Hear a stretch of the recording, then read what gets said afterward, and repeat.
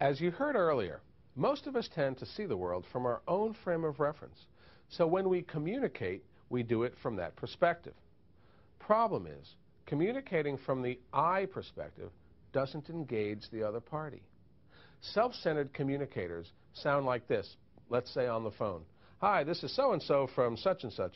Listen, I wanted to give you a call because I wanted to tell you about something we here at the station are doing that I'm really excited about, that I think is one of the greatest things we have ever promoted and ever announced, and I'm just thrilled about what it means for us and our position here in the marketplace. Well, of course, that's a self-centered message. Where does that leave the other party? It really kind of leaves them out of the message. Compared to, here's some information you can use to increase awareness and exposure for your stores as you strive to be more competitive and to establish your leadership position in the marketplace. That, of course, engages because it's communicated to the other party's point of view. When you communicate to the other party's point of view, they'll experience what you're saying from their perspective. There's always a customer-centric message behind or underneath the self-centered one, a you behind the I.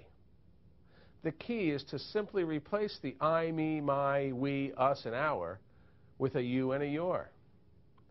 Think about what perspective you communicate from most of the time, and especially the language you use. Do you communicate from your perspective or the customer's? Customer-centric words and concepts include you and your, will, goals, needs, as in your needs, efficiency, benefits, achieve, flexibility, reliability, return, results. Compared, of course, to the less effective ones, like I, me, my, we, our, us, could, might, hope, as in I hope, self-centered concept, wish, as in I wish, also a self-centered concept. Bottom line, there is no I in value, only a you. Notice the difference in these sentences. I have heard terrific things about your company, Jim, and I'm looking forward to working with you. Who's that about? It's about the salesperson's point of view. Let's instead say it this way. Jim, your company has a terrific reputation, and your campaign on WXYZ TV will help build even more awareness for it as you strive to expand your customer base. Notice how that's customer-centric. Here's another example. Mary, we believe we can be just as reliable with our early fringe as we are with our daytime. Well, consider that sentence. From whose perspective is it stated?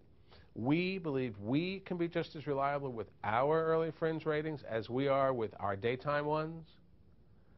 Self-centered. How about, Mary, you can rely on us for your early fringe requirements just as you already do for your daytime ones.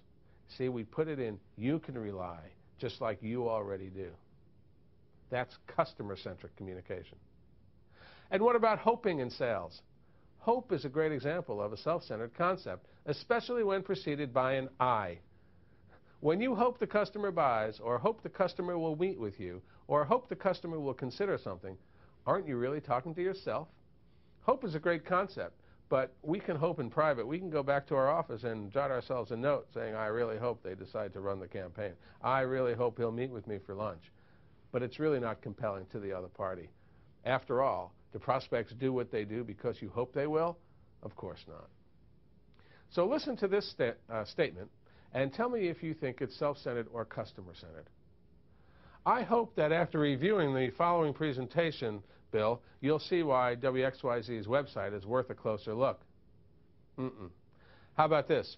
After the following presentation, Bill, you'll see why and how WXYZ's website will deliver a highly qualified audience of potential buyers. So remember, we're replacing the I, me, my with you and your. Check it out in this example. This media kit illustrates some of the different promotional options that we have available. That we have available? No. It becomes, this media kit illustrates some of the different promotional options that you have available, or that are available to you, or even that you can choose from. And so finally, how about this example? Mike, we're in a position to provide savings of approximately $100 per week if you allow us to run the spots at the end of the month. We're in a position to provide, or you are in a position to save. So instead, Mike, you'll save approximately $100 per week if you run the spots at the end of the month.